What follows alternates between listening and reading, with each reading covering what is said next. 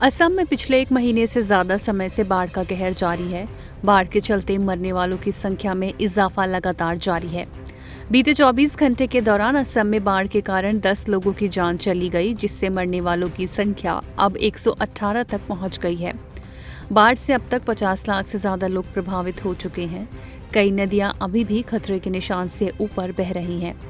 राज्य में बाढ़ के चलते लोगों के घर छिन गए हैं और उन्हें खाने पीने के लिए भी समस्याओं का सामना करना पड़ रहा है, जिसको लेकर राज्य और केंद्र की एजेंसियों के साथ साथ सेना के जवान भी राहत और बचाव कार्य में लगे हुए हैं।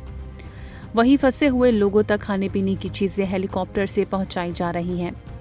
अधिकारियों के मुताबिक राहत और बचाव कार्य लगातार जारी है और इसमें तेजी लाने के लिए एनडीआरएफ की 8 टीमों को ईटानगर और भुवनेश्वर से लाया गया है, जिनमें कुल 207 कर्मी हैं। वहीं बाढ़ की वजह से प्रभावित इलाकों में कुल 717 राहत शिविर और 409 राहत वितरण केंद्र खोले गए हैं।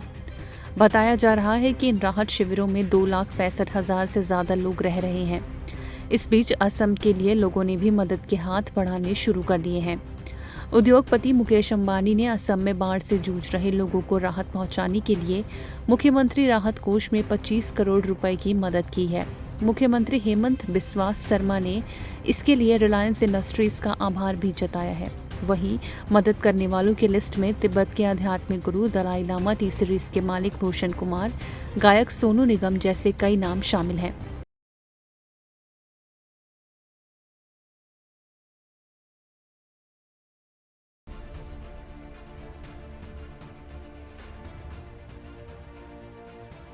महाराष्ट्र की राजनीति में हर दिन, हर घंटे, हर बीतते समय के साथ बदलाव हो रहा है। उद्धव ठाकरे की कुर्सी के साथ साथ उनकी पार्टी शिवसेना की कमान भी उनके हाथों से जाती नजर आ रही है। विधानसभा में शिवसेना का संख्याबल लगातार घट रहा है। गुरुवार तक एकनाथ शिंदे के कैंप में शिवसेना के 33 विधायक थे, वो अब बढ़कर 38 हो गए हैं, जो गुवाहाटी के रैडिसन ब्लू होटल में ठहरे हुए हैं। अब सभी की निगाहें होने वाले फ्लो टेस्ट पर टिकी हैं। अगर फ्लो टेस्ट होगा तो क्या होगा, ये सबके मन में है।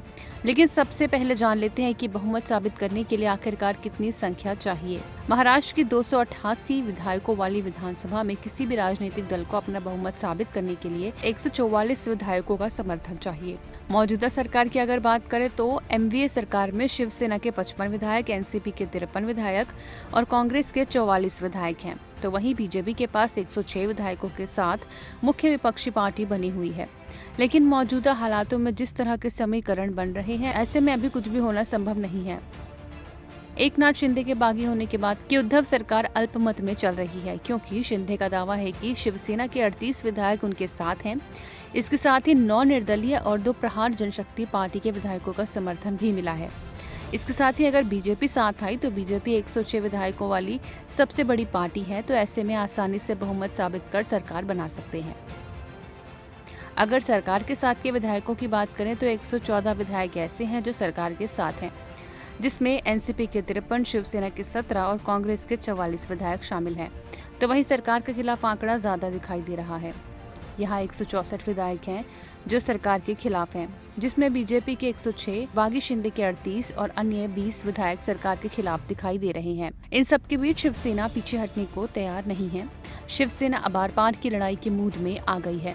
शिवसेना के नेता संजय राउत ने अब बागी विधायकों के खिलाफ मोर्चा खोल दिया है। उन्होंने कहा कि विधानसभा में शिवसेना का संख्याबल घटा है, जिससे शक्ति परीक्षण में बागी विधायक एमवीए का साथ देंगे। राउत ने कहा कि सरकार किसी भी वक्त बदल सकती है। राजनीति में नंबर गेम किसी भी समय बदल सकता है। जब बागी विधायक मुंबई लौटेंगे तो बाला साहब ठाकरे और शिवसेना के प्रति उनकी वफादारी की परीक्षा होगी।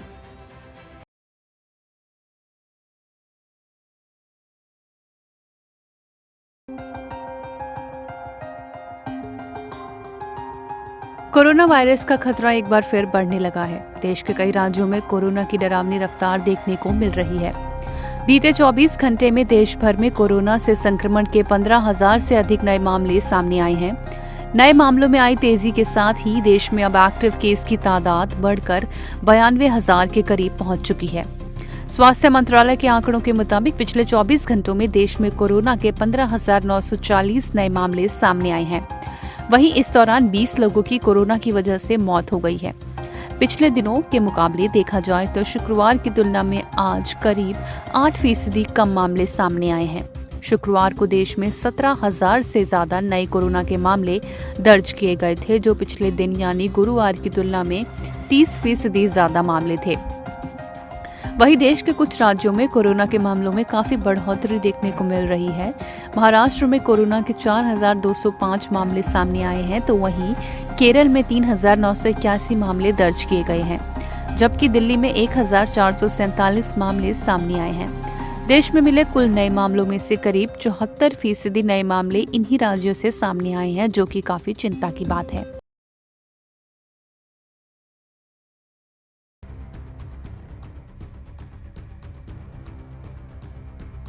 महाराष्ट्र में सियासी संकट बरकरार है। एकनाथ शिंदे के बागी तेवर की वजह से महाराष्ट्र की गठबंधन वाली सरकार पर संकट के बादल तो छाए ही हैं, साथ ही पार्टी टूटने की कगार पर भी है।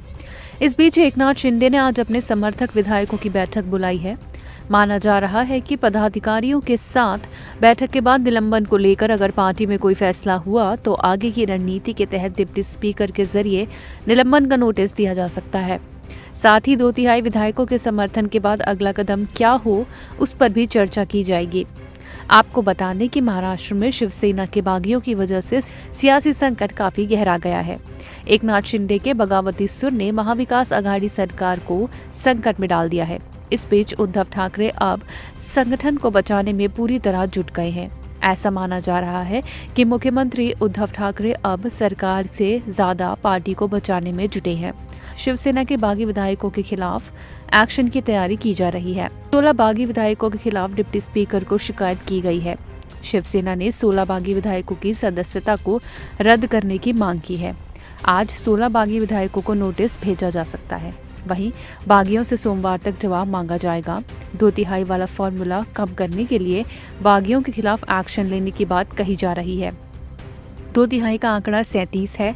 अभी एकनाथ शिंदे के पास 38 विधायक हैं। ऐसे में पार्टी टूट सकती है, इसीलिए अब सदस्यता रद्द करवाने की कोशिश की जा रही है। दूसरी ओर महाराष्ट्र की सियासत में भूचाल के बीच आज भी बैठकों का दौर जारी है। मुंबई में शिवसेना ने राष्ट्रीय कार्यकारिणी की बैठक बुलाई है। इससे पहले महाराष्ट्र के मुख्यमंत्री उद्धव ठाकरे और एनसीपी के नेता शरद पवार के बीच शुक्रवार को बैठक हुई थी। कयास लगाए जा रहे हैं कि आज फिर से मुख्यमंत्री उद्धव ठाकरे और एनसीपी प्रमुख शरद पवार के बीच अहम बैठक हो सकती है। वहीं बागी विधायकों के तेवर पर उद्धव ठाकरे ने एक बार फिर मुख्यमंत्री पद की कुर्सी छोड़ने की बात दोहराई है।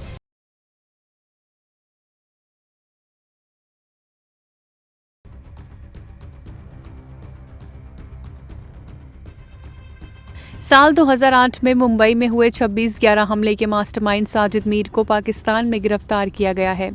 हैरानी की बात यह है कि पाकिस्तान खुद ये दावा करता रहा है कि साजिद मीर तो बहुत पहले ही मर चुका है। अमेरिका की FBI की मोस्ट वांटेड लिस्ट में शामिल आतंकी साजिद मीर पर आरोप है कि उसने मुंबई में हुए हमलों को अंजाम देने में अहम भूमिका निभाई थी। पाकिस्तान सरकार लगातार ये कहती रही थी कि साजिद मीर पाकिस्तान में है ही नहीं। एक रिपोर्ट के मुताबिक लश्कर-ए-तैयबा से जुड़े साजिद मीर को पाकिस्तान में 15 साल की सजा भी सुनाई गई है। यह फैसला पाकिस्तान की एक आतंकवाद निरोधी अदालत ने सुनाया है। पाकिस्तान साजिद मीर की गिरफ्तारी से दिखाना चाहता है कि वह आतंकवाद के खिलाफ काम कर रहा है। इस गिरफ्तारी को FATF की ग्रे सूची से बाहर निकलने की प्लानिंग कहा जा रहा है। पाकिस्तान जून 2018 से ही FATF की ग्रे सूची में शामिल है। इस बार जर्मनी में हुई बैठक में FATF ने कहा था कि वो पाकिस्तान का जमीनी परीक्षण करने के बाद उसे ग्रे सूची से बाहर करने का फैसला करेगी।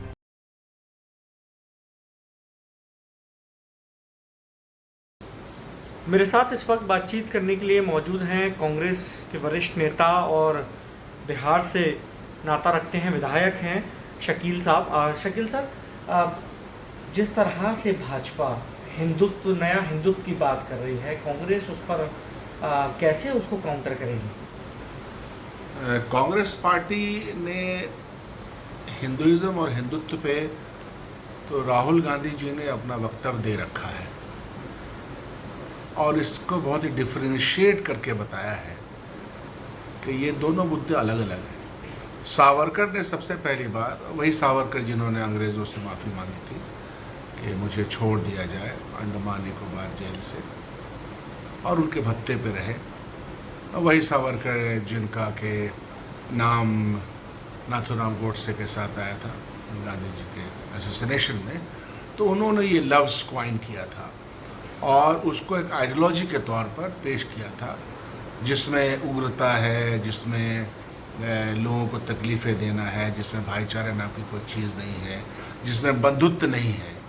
और हिंदुइज़्म में बंधुत्व है, भाईचारा है, वो फ़िलासफ़ी है और इस मुल्क की अज़ीम शान और कदीम फ़िलासफ़ी है। तो ये डिफ्रेंशिएट कांग्रेस पार्टी करती है और मुल्क का आमजन भी करता है।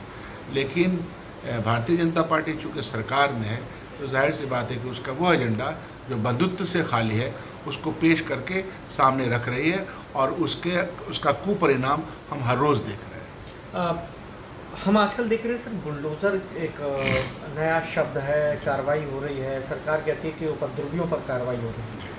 तो राजनीति क्षेत्र में इसका क्या असर पड़ने वाला है भविष्य में? कुछ आकलन अगर आप बताएं कि बतौर अभी तो बहुत ही हास्यास्पद स्थिति बन गई है। वो यूँ बन गई है कि राष्ट्रीय संपत्ति को क्षति पहुंचाने वाले क्या सभी लोग या सभी उपद्रवी के घरों पे बुलडोज़र जाएगा। तो यह जो अग्निपथ में हमारे नौजवान शामिल हुए, हज़ारों की तादाद में, लाखों की तादाद पे अपने जेन्युइन डिमांड्स को मान रहे थे और कहीं कहीं पे तोड़ फोड़ मची, जिसको हम कभी भी पसंद नहीं करते हैं, तो उन पर कौन सा मापदंड अपनाया जाएगा? भारतीय जनता पार्टी का मापदंड हिंदुस्तान में पोलराइजेशन की सियासत है और समाज के एक समूह को प्रताड़ित करने के लिए बुलडोज़र का इस्तेमाल किया जाता है और हम देख रहे हैं, कानून भी देख रहा है, कोर्ट भी देख रही है। ज्ञानव्यापी का मुद्दा आया हुआ है सर, हम देख रहे हैं। कांग्रेस इस पर अपनी क्या राय रख रही है? उनको याद रखना चाहिए 1991 में जब बाबरी मस्जिद का मसला आया था, तो बाबरी मस्जिद के ताल्लुक़ से याद रखना चाहिए कि भारतीय जनता पार्टी के बड़े नेताओं ने और इस पर एक लगाम लगाया था कि बाबरी मस्जिद का मामला और ज्ञानवापी और मथुरा का मामला बिल्कुल अलग है और इसके ऊपर एक ऑर्डिनेंस लाया था। तो उस पार्लियामेंट के उस पोजीशन का ख्याल रखना चाहिए, सुप्रीम कोर्ट में दिए गए वक्तव्यों का ख्याल रखना चाहिए। लेकिन चूँकि इनको इस सियासत में जो पोलराइजेशन की सियासत है, मेजॉरिटिज्म की सियासत है, उसमें फ़ायदा नज़र आ रहा है, सरकारें उस तरह से बन जाती हैं, तो लगता है कि चलो इसको भी आजमा लिया जाए। ये उसी का नतीजा है और कुछ नहीं। सर, हम देख रहे हैं कि बीजेपी एक प्योर हिंदुत्व की बात कर रही है, तो आपके सामने एक बड़ी चुनौती है कि आप जो अपनी बात रखेंगे वो क्या हिंदुत्व के ही जरिए रखेंगे या बेरोजगारी, महंगाई, जो अन्य तमाम मुद्दे हैं उस पर भी रखेंगे? असल मुद्दा तो बेरोजगारी का है, महंगाई का है, किसानों का है, नौजवानों का है, रोज़गार का है। हिंदुस्तान की मईशत गिर रही है, हिंदुस्तान की का जो ग्रोथ होना चाहिए किसी भी क्षेत्र में, चाहे इंडस्ट्रियल डेवलपमेंट का हो, चाहे वो आपको स्मॉल स्केल इंडस्ट्री का ग्रोथ हो, इन्होंने तंग को तबाह कर दिया पूरे हिंदुस्तान को और हिंदुस्तान की मईशत को, हिंदुस्तान के इकोनॉमिक कंडीशन को, जिसके बुरे असरात इस मुल्क में पड़े हैं। तो कांग्रेस पार्टी का एजेंडा तो जाहिर सी बात है कि उन बुनियादी सवालों को लेकर के, और इनका जो हिंदुत्व का एजेंडा है वो मानवीय बंधुत्व से अलग है। तो हमारे बंधुत्व की लड़ाई इनके हिंदुत्व के खिलाफ रहेगी और हमारे बंधुत्व की लड़ाई में, हमारे भाईचारे की लड़ाई में देश की तरक्की है, नौजवानों की तरक्की है, उनके आंसू पोंछने का अज़्म है।